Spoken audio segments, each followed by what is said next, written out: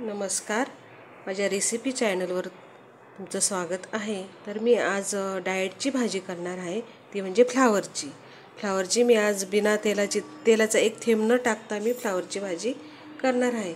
तर मी इथे फ्लावर असा तुकडे करून घेतले, फ्लावरचे स्वच्छ धुवून घेतला आहे। मटार घेतलेली आहे, हे रताळी घेतलेली आहे, एक रताळी होती माझ्या घरात पडलेली, मी ती घेतलेली आहे। टोमॅटो घेतला आहे आणि 2-3 मिरचीचे तुकडे घेतलेले आहेत।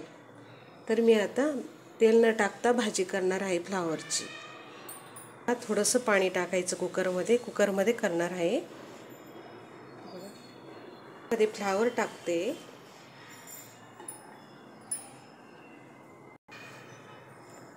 टोमॅटो अर्धाच टोमॅटो घेतला आहे,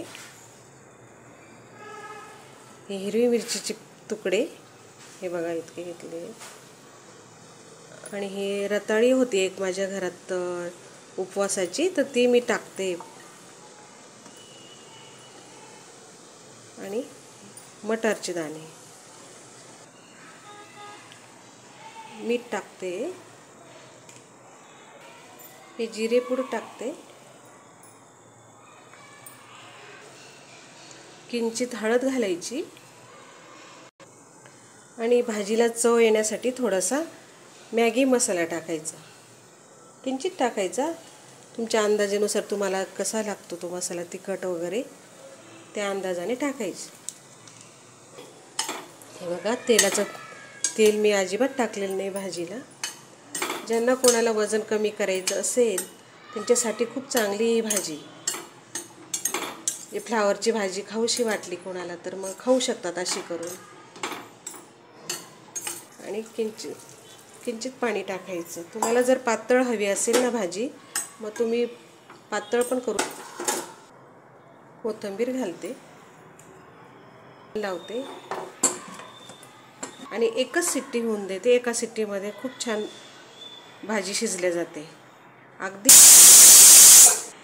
हे बघा, झाली एक शिट्टी, गॅस आता बंद करते। चला, आता वाफ गेली कुकरची, भाजी बघूया झाली का।